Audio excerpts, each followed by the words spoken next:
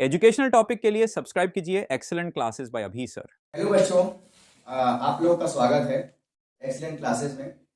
जैसा कि हम लोग आज जानेंगे पार्ट्स ऑफ स्पीच चैप्टर के बारे में, और इस चैप्टर में मैंने आपको पहले भी पढ़ाया हुआ है। क्या पढ़ाया है? मैंने कहा था कि आपसे कि नाउन क्या होता है और नाउन के फंक्शन भी आपको मैंने बताए हैं, कितने प्रकार के होंगे आपके। तो पहले हमने बताया जो आपको कि जो आपके पार्ट्स ऑफ स्पीच हैं, पार्ट्स ऑफ स्पीच,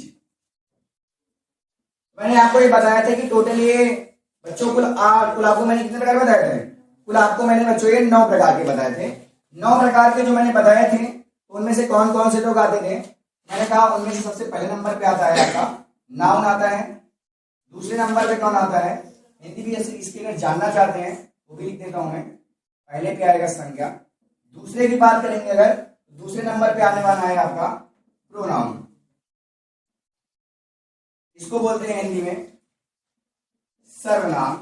अगर तीसरे की बात करें हम लोग तो तीसरे नंबर पे आने वाला आपका है एडजेक्टिव, इसको बोलते हैं विशेषण। और चौथे नंबर की बात करेंगे तो आपका आएगा वर्ब। वर्ब को हिंदी में बोला जाता है क्रिया। अगर 6 नंबर की बात करेंगे, 5 नंबर की, इसकी बात करें तो हो जाएगा आपका एडवर्ब, इसको बोलेंगे आप क्रिया विशेषण।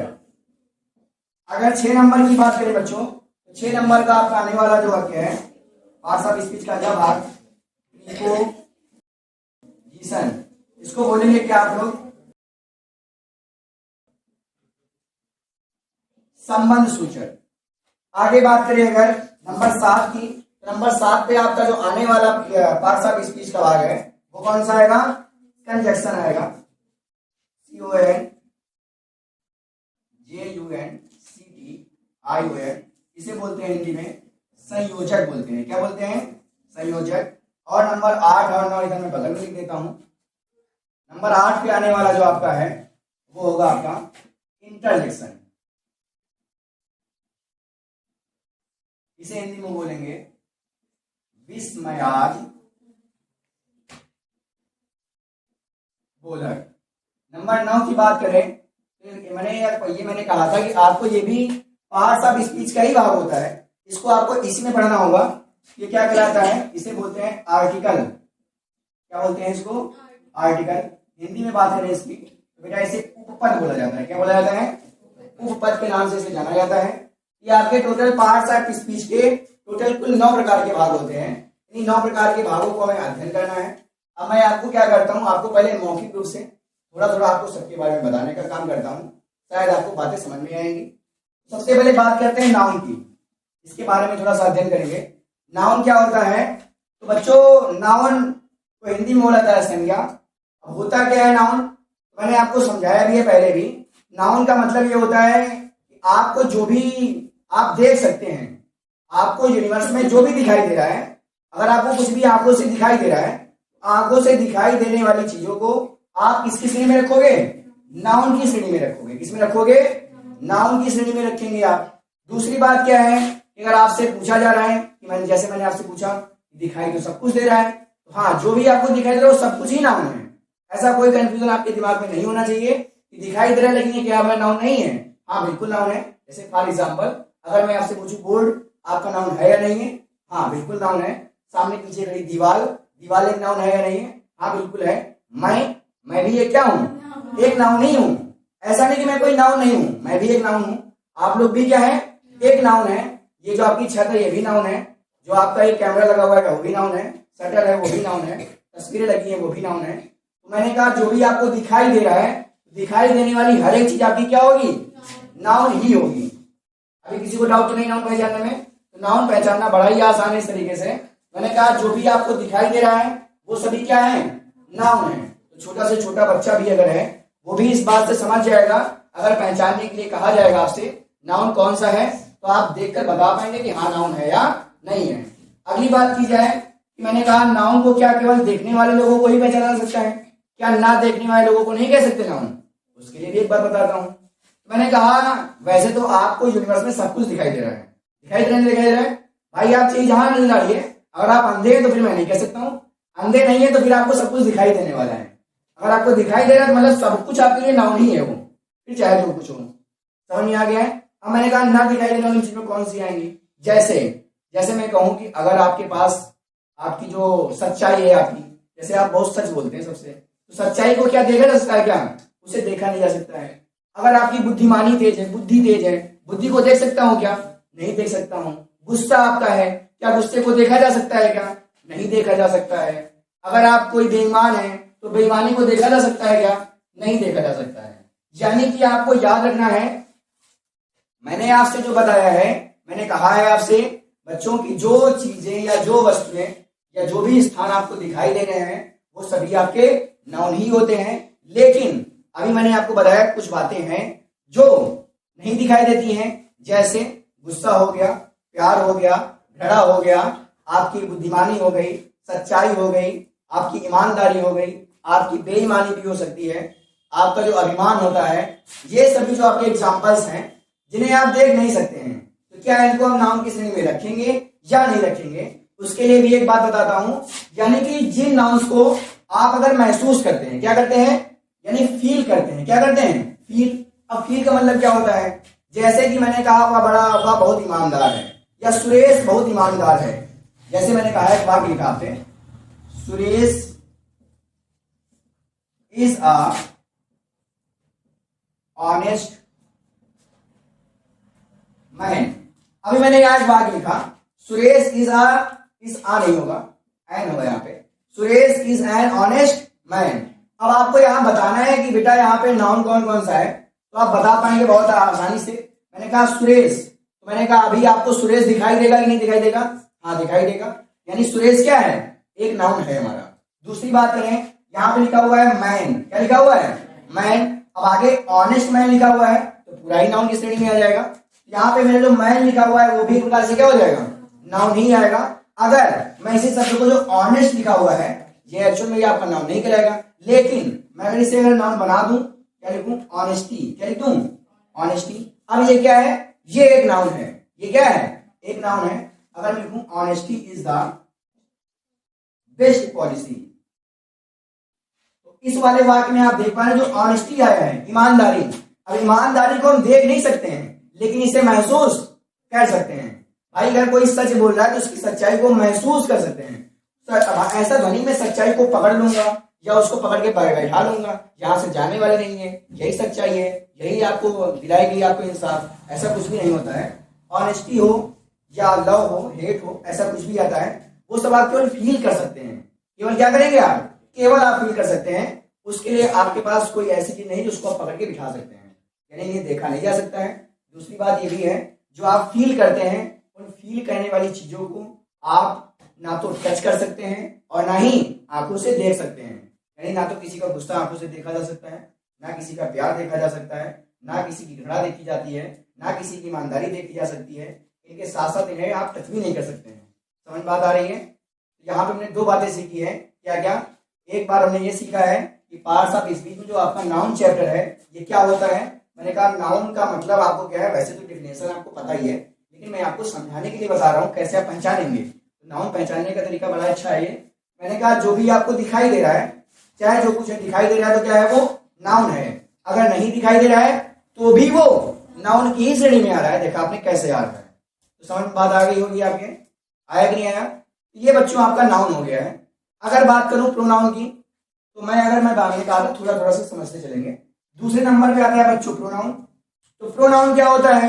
प्रोनाउन इससे भी ज्यादा आसान है, नाउन से भी ज्यादा आसान प्रोनाउन होने वाला है। अगर आपको नाउन आ गया है तो प्रोनाउन और भी आसान है। कैसे? तो बच्चों मैंने कहा नाउन का मतलब क्या होता है? जो दिखाई दे रहा है, जो दिखाई दे रहा है वो सब नाउन है। लेकिन अब ये अभी जैसे मैंने कहा यहाँ पे कि अंश खड़े हो जाएं। अभी मैंने जब अंश बोला तो पर्टिकुलरली अंश ही खड़े होंगे। अब जैसे मैंने कहा यहां से कहा तुम खड़े हो जाओ, तो तुम में क्या होता है? हो सकता है कोई भी खड़ा हो जाए। अब अगर मैंने नाम नहीं लिया, अगर मैंने देखा नहीं है, मैंने कहा तुम खड़े हो जाओ, मैंने देखा इधर, मैंने कहा तुम खड़े हो जाओ, तो ऐसा तो नहीं कि अंश ही खड़े होंगे, तभी तो दूसरा कोई खड़ा हो सकता है। अब मैं इधर देख के अगर बोलता हूँ कि अंश खड़े हो जाओ, अंश ही खड़े होंगे। अगर मैं बोलता हूँ तुम खड़े हो जाओ, इस बार मैं अंश को देख भी रहा हूँ, यानी कि इस बार मैंने क्या किया? अंश को बोला है, लेकिन अंश के साथ साथ मैंने क्या किया है, अंश को एक और वर्ड दिया है तुम। क्या दिया है? तुम दिया है। या इसके स्थान पर मैं ही मतलब वह भी बोल सकता था ना, क्योंकि लड़का है, लड़के के लिए ही लगाओगे, सी नहीं लगा देना। अगर सी लगाओगे तो क्या बन जाएगा? तो लड़की बन जाएगा। लड़की तो है नहीं वो, मुझे तो नहीं लग रहा है देखने, आपको भी नहीं लगेगा। यहाँ पे आपको समझना क्या है, मैंने कहा आपके पास अगर नाम बोला जा रहा है, मैंने कहा किसी का अगर नाम ले रहे हैं तो नाम लेने वाले शब्दों को रखा जाता है नाउन की श्रेणी में। किसमें रखा जाता है? ये तो मैंने बताया भाई, अंश हमको दिखाई दे रहे हैं, अंश एक नाउन है कि नहीं नाउन? तो जब नाम लिख के आएगा वो तो नाउन में आएगा।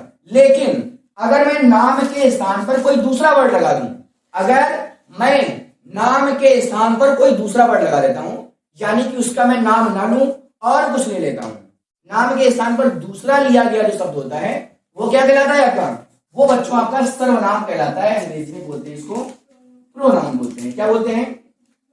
प्रोनाउन। यानी कि आप देख पा रहे हैं कि जो संज्ञा के स्थान पर दूसरा शब्द आया हुआ है, यानी कि मैंने एक नाम के स्थान पर जो दूसरा शब्द बोला है उस व्यक्ति को, वही आपका क्या कहलाता है? प्रोनाउन कहलाता है। क्या कहलाता है?